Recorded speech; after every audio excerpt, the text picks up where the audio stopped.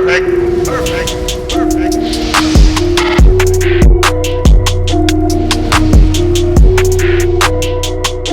What is going on, everybody? I go by RB and this is Philly Take with RB. If you guys are enjoying the content on this channel, take a second for me, go ahead and smash that like button. And if you are new and want to stay updated on some great Philly content, well, be sure to hit that subscribe. We are almost on our way to 2K subs. I appreciate all you guys, I really do. Today, I want to talk about some Philadelphia Eagles and some potential replacement options for Brandon Brooks. Now, if you guys saw my reaction a couple days ago, yes, I am still upset and disappointed at this, okay? Brandon Brooks, I mean, I got to say it. Like I said a couple days ago, he is a top right guard in this league to me, at least top three, maybe even the best when you take everything into account. I know he's the top or the third top paid right guard right now in the league, and deservedly so. I mean, he really has developed into one of the best, and there's no other way to put it. It is a big blow to the Philadelphia Eagles, but we have time, and there are some viable options out there, which is what we will talk about today. But anyway, we will start with some of the top guys we've heard about. I'm sure everyone's heard by now. Larry Warford, okay? 28 years old, New Orleans Saints, a three-time Pro Bowler. He's made 3 consecutive Pro Bowls, and he got cut a little while ago in the offseason because the Saints did not want to pay him $7 million. And actually, a personal friend of mine, the first-round draft pick of the Saints, Cesar Ruiz, shout out to Cesar if he ever gets around to watching this, they went ahead and drafted him, and, you know, they didn't want to put any more stress onto their salary cap, so that's why they went and cut Warford. But he is a very good right guard. He is a good right guard, and of course he's not on Brandon Brooks level, but he would be a great option if the Eagles could go out and sign him. I'm sure we could get him for around, you know, $4, $5, maybe $6 million. I'm sure he would agree to that, probably a 1 or 2 year deal. And I wouldn't mind it. He seems like he would be the right option for the Eagles to go out and target right now. But knowing Howie Roseman and being Eagles fans, we know that every time the Eagles fans seem to say, go get that guy, let's get that player, it usually doesn't happen. We get someone, but it's usually not that guy, you know? A couple other free agents that we have been linked to: Ronald Leary from the Denver Broncos. He has had prior experience with Rick Scangarello, our new offensive assistant, or one of them. He's an average guard, you know, sometimes over the course of his career has had some injuries, and he's had some seasons where he's less than par, you know? So, I mean, I just think he's a decent option. I don't think he's up at the forefront, but another guy that we should definitely keep our eye on. Another option, Kyle Long, which is Chris Long's younger brother, former Eagles Super Bowl champion Chris Long, who at least I love a lot. You know, I really enjoyed him here on the Eagles. And Kyle Long, he played his whole career with the Chicago Bears. He had actually retired, and apparently something came out the other day on Twitter where Kyle Long said he is not retired, that the Bears forced him to do something or something like that. I didn't even get to see the full thing. But, I mean, Kyle Long had a pretty nice career up until the last 3 or 4 years where he just could not stop getting injured. I remember it was injury after injury just sending him out for the rest of the year, and it really just did not pan out for him in the last couple years. So, I would like a guy who is related to Chris Long. For sure, Chris Long would probably be able to put in some good input for the Eagles, but the question of health, is he going to stay healthy?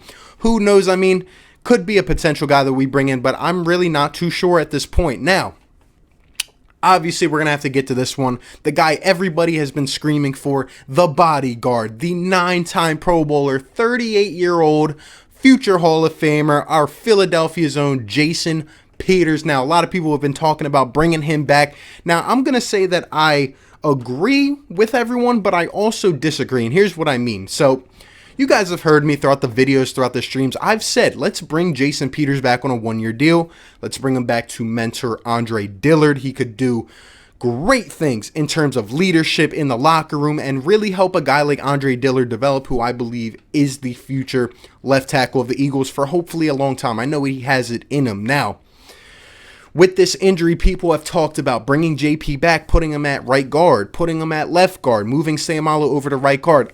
Me personally, guys, I do want to bring Jason Peters back, but I don't want to move him to guard, and I really don't want to move Andre Dillard over to guard. You know, JP being 38, for one, the last couple years we've seen JP, of course, he's an all-time great, but is JP going to stay healthy? Is he going to play 4 quarters every single week? It almost seems like every time he gets on the field now, he usually has something cramping up or something's bothering him by halfway through the game. He really can't stay healthy, so that's not the guy I would roll with for our number one option, saying, yeah, let's roll with him at guard. I'm sure he's going to stay healthy. I really cannot say that, but I would bring Jason Peters back to still be that backup left tackle, provide that help to Dillard, and maybe be our backup as well if Dillard were to go out, or Lane Johnson, or whoever. Now, before we get into the internal options, there are a couple sleepers, like I said, who I think could be serviceable for the Philadelphia Eagles, who nobody is really talking about.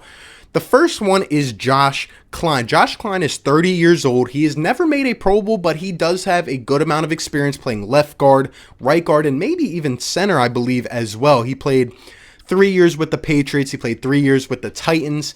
And last year, he had signed a 3-year deal for $15 million with the Vikings, and they ended up cutting him after this year. Now, from what I've seen, Josh Klein did not have that bad of a year. I mean, he was serviceable, right? He was decent, and he contributed to a decent offensive line in Minnesota, but they just did not want to pay that much money for Josh Klein, and they went a different route. I know they talked with him, tried to get him to stay, but it just did not work out, and Josh Klein has a good amount of experience. He's only 30. For the most part throughout his career, he's been able to stay healthy and play a good amount of games. I think he played 13 last year. Before that, he had played all 16. I understand he could come at a discount, and I think he could be a decent option for the Eagles if they do not land one of these other guys. I definitely think they should keep their eye on Josh Klein, a guy who can move around, maybe bring him in for left guard, move Sayamalo over, or just keep him at right guard, which is where he has actually played for the last couple years. I think he would be a great option for the Eagles potentially. And the other guy who I think could be a sleeper potentially, and listen to what I'm saying, is Mike Iupati. Now, Iupati is 33 years old. He's a 4-time Pro Bowler. He's currently signed to the Seattle Seahawks, all right? Now, Iupati played for the 49ers. He played for the Cardinals, and he played for the Seattle Seahawks. Now, before this past season, Iupati had 2 years, I believe, in which he was going down with injuries. He just could not stay healthy, and he's getting up there, so obviously there was a lot of concern. But before that, ever since he came into the league in, 2010, Mike Iupati was very solid. Like I said, made 4 Pro Bowls. He was very, very good, and when it comes down to now, this past season, he actually played a full 16-game season. He did for the Seahawks. It kind of went underrated because of the injury history before. But Mike Iupati played a full season. He just did not get to play in the playoff games because he had some type of neck injury. So, of course, you got to keep your eyes open about that. But the Seahawks went and re-signed him for $2.5 million, I think. They also have a lot of young depth who is going to get an opportunity. So there have been questions about Iupati making that roster. So if he ends up potentially getting cut, by the way, another depth piece that the Seahawks do have is Chance Warmack. You remember him?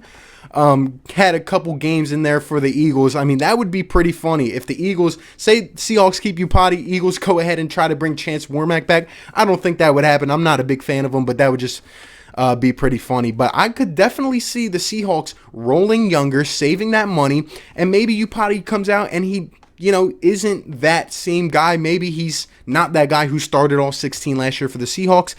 Possibly an option that the Eagles could look at. I know he's 33, but he comes with a lot of experience.